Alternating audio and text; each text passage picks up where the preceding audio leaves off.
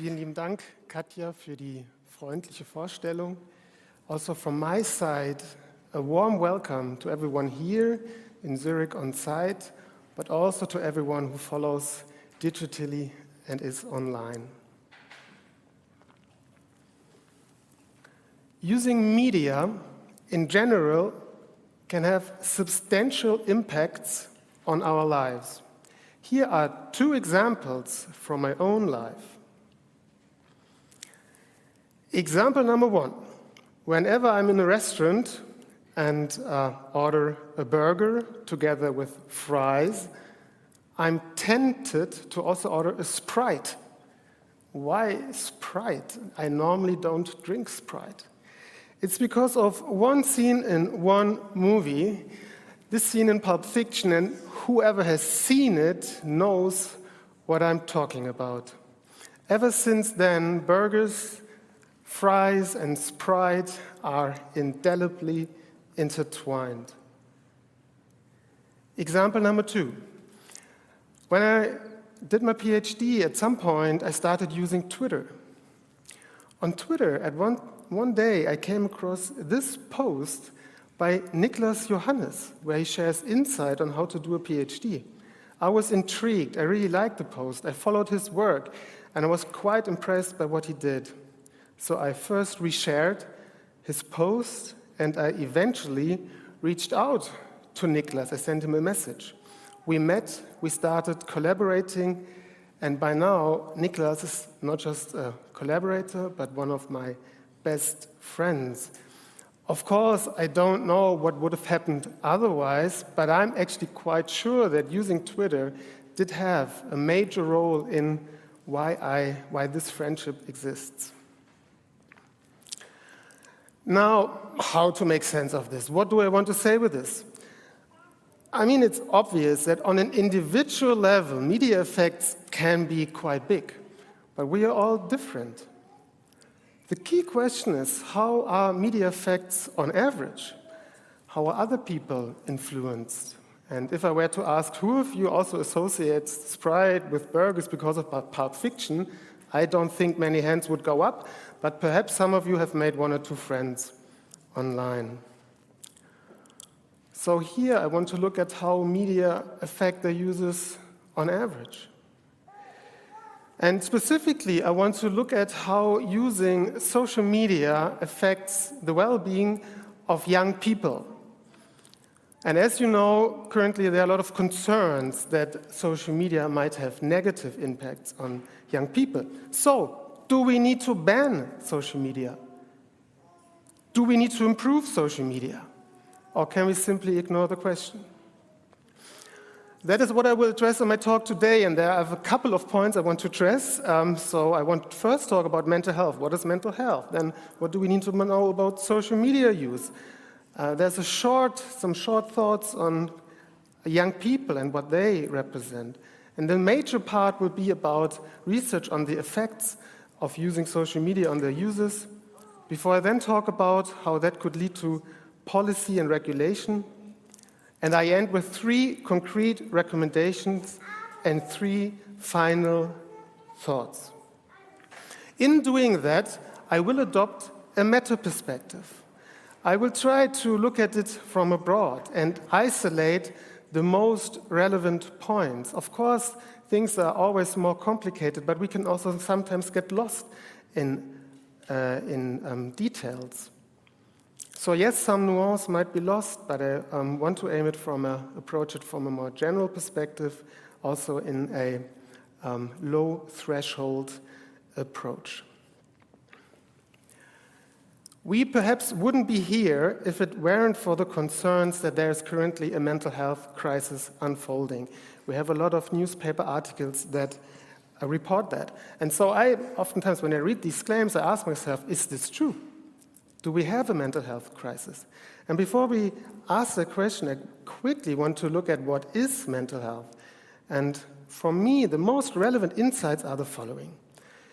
On the one hand, we can look at well-being. These are all the things that measure how we are doing good, right? How satisfied we are with our lives, how much social capital we have, how much support we experience, how much positive effect we have.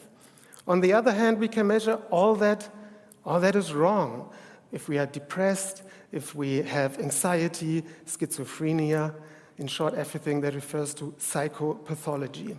Both sides are strongly related. In a recent study, we find that indicators are related to 0.7, but it does make sense also to look at them separately, because they are not exactly the same. So that is what I did. And I looked at data from the European Social Survey. And the European Social Survey now has data on more than 30,000 young people across the last 20 years. And one question they ask is, how happy are you? And people can respond on a scale from 1 to 10. And what is the development of happiness across the last roughly 20 years? Mostly stable, surprisingly stable. Perhaps there was a small increase in the beginning of the 20th century, and there is a slight decrease around the COVID years, but it's not drastic. The European Social Survey also includes one item addressing the negative side. Are you hampered, so negatively affected, by illness, disability, infirmity, or mental problems? And what do we see here?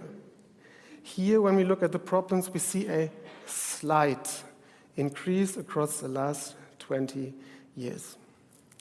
Now, this is just Europe. This is just one database. It's always important to look at other databases. And just recently, Paul Plener presented a study by McGurry looking at the situation globally and how different surveys come to their results. And what they find is actually quite clear, that they report an increase in psychopathology or ill-being. Okay, so let's look at Switzerland. We know Switzerland is one of the happiest places on earth, right? And also a special place. So how is it unfolding here? And here we can look at the representative Swiss health survey. And I found 3 indicators. We can look at symptoms of depression, how often people have visited a psychologist due to problems, and what their general life quality is. How many say it's good to very good? And here's what we see. Symptoms of depression are increasing also in Switzerland. People are visiting psychologists more often.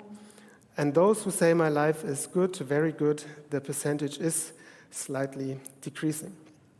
So what is my conclusion?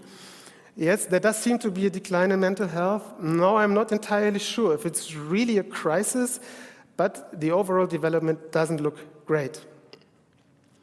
Now let's look at social media use, because this is one of the potential culprits of this potential crisis. And here also we can look at, there are many different phases and dimensions to social media use, but I think the most relevant aspect is the following and differentiation. On the one hand, we can look at social networking sites, such as TikTok, Facebook, Instagram, or X. On the other hand, we can look at instant messengers, such as Facebook Messenger, WhatsApp, Signal, or Snapchat. And they have quite different characteristics. Social networking sites are represented by one-to-many communication, broadcasting. We're interacting with many unknown contacts. It's mostly, not exclusively, passive, and it's increasingly video-based. Instant messenger, however, are more interpersonal. We communicate with known ties. We are more active, and it's also a little bit less professional. In one study, and I'll report that a little bit later, we find that the correlation between messenger use and social networking site use is 0.4. So they are correlated, but they are not the same, right? On the other hand, what I also think is important to know that if we look at social media use combined and correlated that with smartphone use, there's actually quite a strong correlation, right? So of course, we can do many things on our smartphones, such as taking pictures, whatever, but basically what we do is, or what young people do, is use it for social media. Now let's look at the use, how often, how much are these devices and services used. We find that in the US, a study looking at tracked behavior of 200 young people found roughly 5 hours per day smartphones. In German-speaking countries, is roughly 4 hours. Now what about social media? One study from the Gallup reports it's almost 5 hours on average, which is very high. I'm not entirely sure whether it's really correct. In German-speaking countries, it's roughly 3 hours that people spend on social media per day. Now, spending a lot of time on social media, I think, is not that problematic per se, but it might become problematic if it's really excessive, if it's really a lot. So let's look at those who spend more than 40 hours per week on their smartphone, so roughly 6 hours a day. And here we find that our own data show that in Austria, roughly every fifth young person spends more than, or roughly 6 hours per day, or at least 6 hours.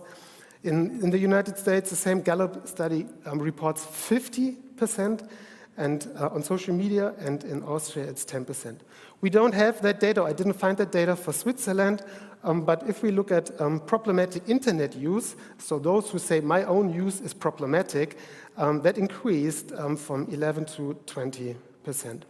So what is my conclusion if I look at social media use? It's that yes, young people spend much time on smartphones and social media. No, long use is not problematic per se, and young people have always spent much time on media.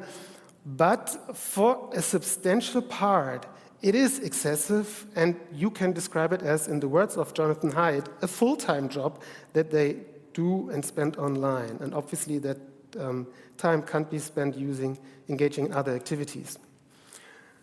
So what are the things I want to highlight when we now look at young people as our population?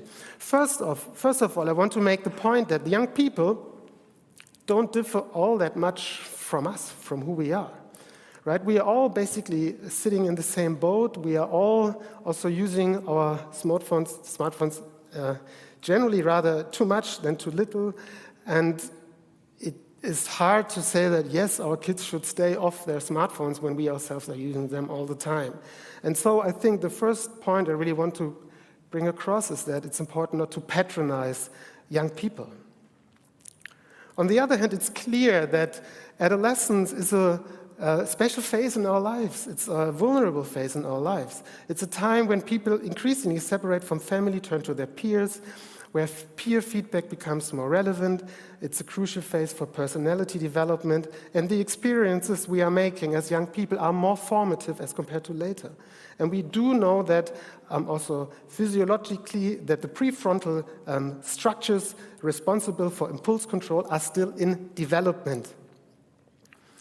So looking at young people, I then really like the image that Sonja Livingston has coined or found, because she says we can think of young people as our canaries, our Kanarienvögel in the coal mine. We are all in the same system, but if there are problems, they will feel it first, and they might be affected more. And as a result, we do need to be a little bit more careful. And actually, we are often careful when it comes to dealing with how young people engage in specific context activities, even if the things themselves aren't that bad in the end. So, for example, we have a rating system when it comes to films, when we are allowed to watch something. You need to be a certain age in order to drive on the streets, right? We all know that only at a certain age you're allowed to drink specific beverages, and also when it comes to marriage or sexual intercourse, we have age limits. So it's not unusual that we introduce these limits, even if the things themselves are not necessarily that bad. My conclusion here is that, yes, young people are more vulnerable. They do require more protection. However, it's important not to patronize young people. At the same time, it is somewhat folk wisdom to slowly introduce young people to contexts that require much constraint. So let's come to the main part, perhaps, of the talk, looking at the effects. And here I want to adopt 3 different perspectives. I first want to look at our theoretical insights that we have just thinking about the problem. What are the arguments? Next, I want to look at what users themselves say. What are self-reported effects? And finally, also at some empirical results of survey-based research. So let's turn to theory. The first point, when thinking about how do social media affect young people, is it good or bad? Obviously, there are so many reasons why we would expect positive effects. Social media are great to find inspiration, looking at Adrian Meyer and his research, who found that we use social media to get inspired, to be motivated, to get relevant information about things, to be entertained, to connect with others, to build a reputation, to develop our identity, and also to participate politically. There's a reason why we use those services that much, and it's clear that there are so many positive aspects. On the other hand, of course, there are negative aspects. We do get distracted, we know about delayed sleep onset, there is problematic content such as hate speech. We all, or many of us, experience envy, upward social comparison, and we are confronted with unrealistic beliefs of a world that likely does not exist the way it is portrayed online. So the thing is that what we need to do is we need to balance and look at the balance between the positive and the negative aspects. And for that, we need to look at the bottom line, at the overall effect of social media use. What does prevail? That these specific practices individually are good or bad is not that insightful. The question is, what's the bottom line? And the most relevant point, arguably, here is that the most negative point of social media are all the positive points I mentioned before. Because the problem here is overuse. It's that there can be too much of a good thing. I really like how Alain de Botton phrased it, talking about the internet. He said, the internet is not that bad because it's that bad. The internet is bad because it's so good. And it then eventually leads to the replacement of other potentially better behaviors, whatever that may be. And so as a side note to my colleagues, I would say that because of that, overall screen time is still a crucial measure to understand potential effects of social media use. If it's more than 6 hours, it's just a difference as compared to 3 hours, for example. Now, what makes social media so addictive? And yeah, I did use that term. It's highly engaging content. It's really incredibly improved algorithms based on behavior. TikTok has revolutionized the game. It's just our dwell time can really predict our interests exceedingly good. We get such personalized content. I get the content I am specifically interested in. It is increasingly video-based. As we all know, we are more inclined to react to videos as compared to text, for example, generally speaking. We have the quantification of popularity. We all want to be popular. And there are push notifications. And it's completely frictionless. There's autoplay, endless scroll. We don't have no sense of completion, right? It's really hard to stop. It's increasingly short videos, and that leads to intermittent reinforcement schedules. More to that later. So we can ask the question, are social networks a super stimulus? And I would say it's not entirely clear, and you can make the case that they are, just looking at the sheer use time.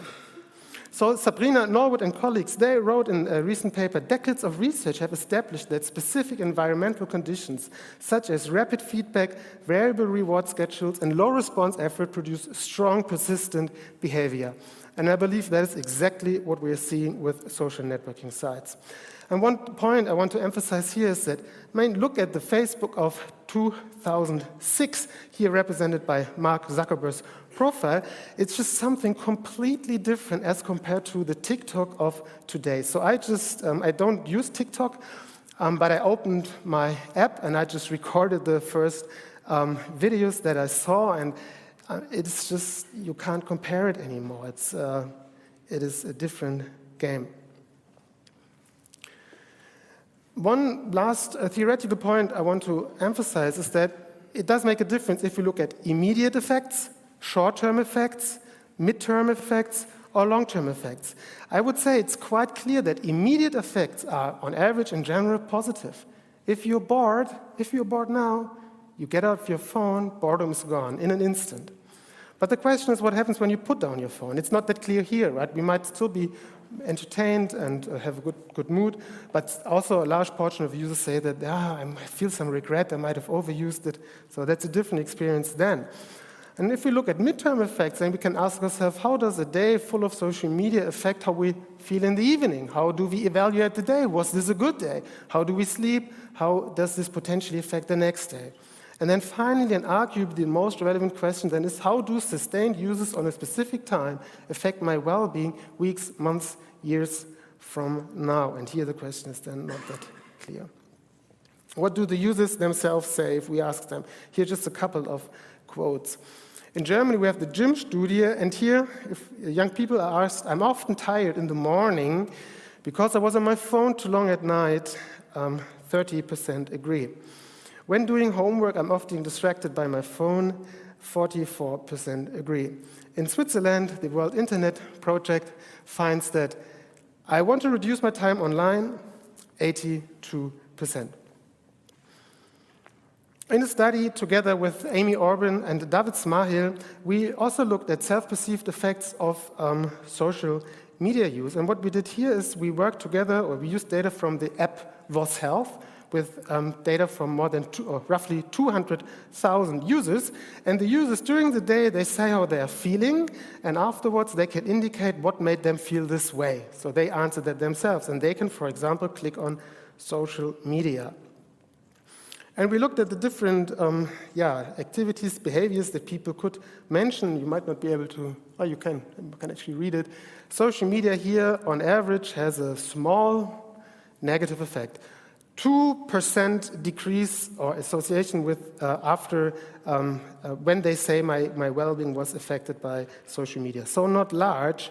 And other aspects are more relevant, such as listening to music or obviously having health issues. But it's a negative effect. It's not particularly large, but it's negative. So let's look at some other empirical results. And here I was reminded of a study also together with Amy Orban and Andy Szybilski, in which we looked at potential long-term effects of social networking site or social media use on life satisfaction 1 year later. It's complicated analysis we ran on, and we found negative correlations. We also found a very small negative effect of using social media on life satisfaction 1 year later. It was so small that we really asked ourselves, is it that relevant or not? But it is in a negative spectrum. The other effect of when I'm less satisfied, does that lead to more use? That was smaller, roughly half the size even. Okay, so in what follows next, I want to present some data from a recent study that we ran in Austria, or that is ongoing now since 3 years, where we are collecting data since 3 years. It's together with the Mental Health Days, really a great initiative started by Golly Mabot in Vienna, and his vision is that he wants to visit each school every year, each class, to talk about mental health, to help young people improve their mental health. It's a huge project, and in that project, they're also taking part in a scientific survey, and we're asking them a couple of questions. So we get data on now we have data from more than roughly 30,000 young people, with data on their depressive symptoms, on their life satisfaction in specific domains, and their media use, separated in smartphone use, social networking site use, and instant messenger use. At some point, we might be able to conduct longitudinal analysis, which we can't at this point, but what we do is we did include a lot of potential control variables, potential confounders, factors that might influence and cause both increased social media use and reduced well-being. So for example, if you're just coming from a family with more problematic background, this might explain why you're using media more and also experiencing less life satisfaction. So let's look at the correlations and the correlation between social networking site use and depression first. What is the correlation? What does our data show? It's 0.3. That is a substantial correlation. It's only a correlation, but it's 0.3. If you look at social network time and life satisfaction is the opposite, it's minus 0.28. Also that is a substantial correlation. Now these are correlations, and we were thinking of, as I mentioned, potentially getting at the potential effect. So how do these correlations change once we control for potential confounders? And here, what do we see? The adjusted relation now goes down, but not that much, by 0.23. And same is with life satisfaction. Yes, I'm well aware that the rest might be due to the reverse effect, so the media selection effect, but I'm not so sure whether it's really that big. And also, of course, due to other omitted confounders that we did not include. So it's quite likely that this effect, the actual causal effect in reality is lower, but I'd be surprised if it really went away completely, but it might. We also find that it depends. We see that the potential effect is larger for female users and diverse identifying users as compared to male users. We find that potential effects are larger for younger users as compared to older users. And we also found that if we look specifically at social networking sites and instant messengers, it's a big difference. Instant messengers basically no effect. Social networking sites, that is where the main effect lies. Now, these are only 2-3 studies I presented. They might be right, they might be wrong. It's always important to look at the literature combined. And if we look at syntheses of the literature, more or less, how I read them is they find similar results. Effects are likely negative, are likely small. It's not clear how large they really are. Most studies find they are more negative for girls as compared to boys, and also we never really know if it's an effect or a correlation. And also, we by now have also reviews of these reviews basically coming to similar results. So my conclusion here is that theoretical analyses do, in my view, suggest negative effects. Users themselves rather report negative effects. Empirical results rather show negative effects. Effects are not particularly large. In my view, they appear to be relevant and not trivial. Now, how does it lead to potential policies, and what can we do with this? And as you all know, there's a lot going on currently. Australia has recently introduced a social media ban. France is about to do the very same thing, only to under 15 years old, and you might have read that the EU Commission is accusing TikTok of addictive design. And again, if you want to dig deeper, there's really a lot that is currently being discussed, and the European Commission actually has compiled a report on recommendations, on guidelines for protection of minors online. And they really outline a large list of things that they want companies to implement in order to present or create more safer online services. But basically it boils down to 3 things, again, to adopt that meta view. It's about access. Who gets to use these services at which age?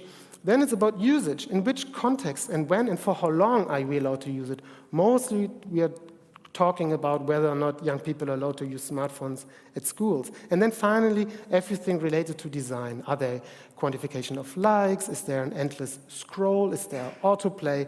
This and more. Now, of course, the question is, do these bans work, right? Should be implemented? Does it help or not? It is, at this point, still an open question, right? There's first studies on this, but it's not that clear at this point. But I was reminded, and I heard that, okay, Austria did implement a smartphone ban in schools. And we collected data on smartphone use and well-being throughout that time. So let's look at our data to see whether there are any potential effects. And so that is what we did. And we looked at social networking site use per year. So we have data for 23, 24, 25. The ban was implemented in May 25. And this is what the data show. It does show that in 25, indeed, there was a decline, roughly 15 minutes on average for social networking site use in Austria. There was an increase in life satisfaction, and there was also a decrease in depression, right? So those who, roughly by 2 or 3%. Okay, so does this now show its effectiveness? Well, we digged a little bit deeper. Of course, there are potentially confounders that might have happened at the same time, right? Of course, it's always the question of causality here, but let's look a bit deeper. It says the ban was implemented in May, so let's look at the monthly data for that year. and the ban was implemented in May, there was a slight decrease of social networking site time use, but then it went up again. So in this year, it didn't really show. And basically, it's also the same for both the depression and the life satisfaction measure. So interestingly, the change rather happened between 24 and 25, but not at the time when the ban was implemented. And then I read a little bit more about this, and then I found that once the ban was implemented, one of the representatives said that at that point, 80% of all schools had already implemented bans. Right? So they did increase bans at some point before, we don't know when. So basically, that is where we are now. We are now writing to all schools to get data on when they implemented their ban specifically to get more fine-grained analysis. At this point, we don't know. And this is then also something that we want to pursue in the Promise project that Katja already mentioned. It's not a DFG project, it's a chance-funded project from the North Face conglomerate. But yeah, that is still what we want to work towards in the next 3 years. My conclusion here is that most regulations address minimum age school bans and changes to design. So far, no compelling evidence either in favor of or against effectiveness of bans. And here it does seem to be true that we need more research here to answer that question. Okay, so now my 3 recommendations and 3 thoughts I want to share with you, what to make of this. First recommendation is toward research. I say we still need to work on and improve our understanding of the average effect. And for that, we need to look at the overall effect of social media use, not very specific types of social media use. We need to maintain screen time as an important measure. Also, we need to focus on effect sizes and define theoretically relevant effects. So we're really just starting here, and that is important to continue. We need to strengthen our causal modeling approach and think about, theoretically define relevant control variables and confounders. When it comes to decision making, in general, I think it's crucial to triangulate methods and perspectives. In order to make good decisions, we need to include theory, lived experiences of young users, descriptive data, sophisticated analysis, looking at these within person longitudinal relationships, but also some basic analysis such as correlations to see what the overall picture suggests. I don't think that one simple empirical study will then finally solve it. I don't think so. And now the main recommendation towards society and toward the research question. And what do I make of it? Personally, I think, yes, regulate, but evaluate. Looking at the entire picture, I think stricter regulation seems advisable. I want to emphasize that the problem lies with social networking sites, not with messengers. I think it does make sense to restrict smartphone use at schools. I think it does make sense to set, but also enforce age limits, and really work on removing dark patterns for young people. But it's also important to test these regulations empirically in order to be able to justify these restrictions. Now, 3 final thoughts. Several things can be true at the same time. Yes, in my view, regulating social networks more strictly might be advisable. But at the same time, it is surely no panacea, no cure for all. And it's important not to forget other topics, other themes relevant for young people's well-being. Yes, you can be in favor of school bans and age limits, but at the same time not demonize social networks. I don't. In thinking about social networks and social media more broadly, I think it's important, it does help to find a good metaphor. So how can we think about social networks and social media? And we as a field have long done this, for example, thinking of Marieke van den Abele's paper on, is it a drug, is it a demon, or is it a donut? And here's how I think what the best image for particularly social networking sites is. It's the same image that I got it from Amy Orban. but I might give it a little more negative spin, if you will. I think the best way of looking and understanding social networking sites is that they're a buffet. Right? There's much on offer. There are many great things that we just enjoy eating. There are healthy things. There are things that are not that healthy. In the end, it's up to us what we eat. There's so much on offer. It's up to us. However, knowing ourselves, knowing buffets, it's true that we all tend to overeat. And now, being the father of 2 kids, I would not put a buffet in front of my kids every meal, every day. I think it would be too much. And I do think that when we do that, yes, some can cope just fine or with a little bit of guidance and more literacy and even actually make use of these services or this food and actually, take all the advantage that is there. But on average, most, I think, will not be able to do that. And as a last thought, perhaps my own experience doesn't generalize. If I ask myself, I actually would think that for me, social networking sites were a net positive for my well-being. I would think so. But I'm not sure whether my perspective generalizes to young users of today, and especially very young users. I do have a positive bias when it comes to social networking sites. As so many, I believe, colleagues that we are fascinated by media. That is why we research them. But I'm increasingly asking myself, is there perhaps a bias that I am having? And across the last years, in light of new data, and I would say plausible, is also good, plausible theoretical arguments, I did slowly change my position. Somewhere deep down, I actually still hope I'm wrong. I might be wrong. And I could imagine that others feel similarly. But in the end, what I would like us to do is work toward a future where I'm indeed wrong and social media are indeed positive, and so to work towards designing better social media, and don't leave that to people such as Elon Musk and Mark Zuckerberg alone. And with that, I want to thank you for your attention.